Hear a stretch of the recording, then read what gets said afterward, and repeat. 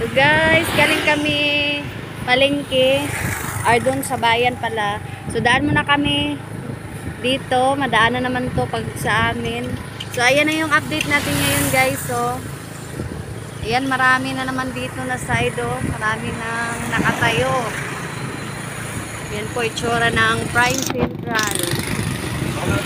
Hello, nag-vlog si ate. Ayan yan yung itsura ngayon guys. Matagal akong hindi nakapag-update. So yan na po, ang dami nang napinturahan Ayan. Yan po yung itsura ngayon.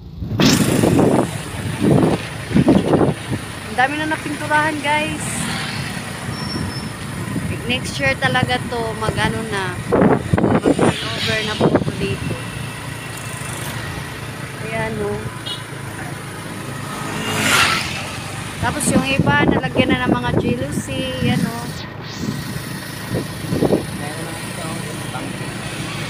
May tangke na rin kayo guys, tangke tubig.